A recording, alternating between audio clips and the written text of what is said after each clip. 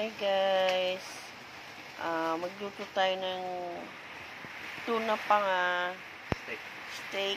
So, minarinate yan sa kalamansi, toyo, paminta.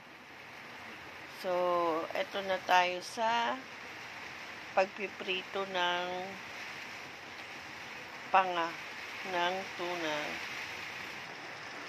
Ayan guys, piniprito na yung panga ng tuna. So, half cook lang to. Half cook, tapos talagyan natin yung sabaw para ganun. natin ito ituluto ng todo. Ayan guys. So, narinig niyo si partner. So, half cook lang.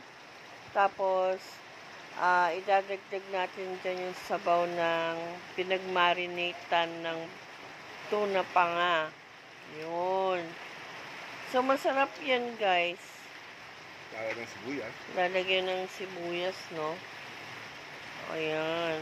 Okay. So, tingnan natin. Wait natin, guys. Takpan muna natin.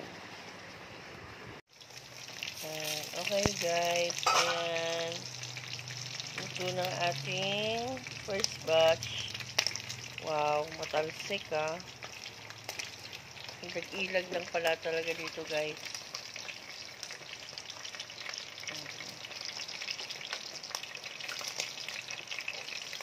Pero isa pang masarap na luto dyan, inihaw. Sa ganyan mo rin namamarinate sa pang toyo mansi din. Tapos, ihaw lang. Kasi ihaw mo nga lang. Natin Ito na yung ating second batch, guys.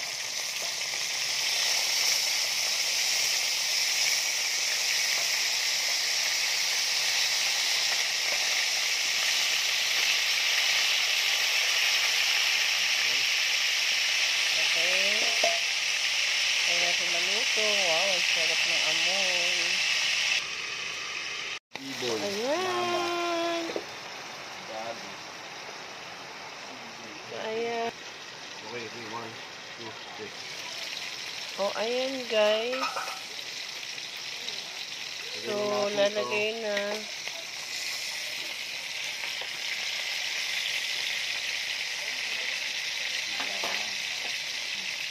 Tapos yung ating sabaw. Ayan. At syempre, ilagay natin yung ating sibuyas dyan, guys.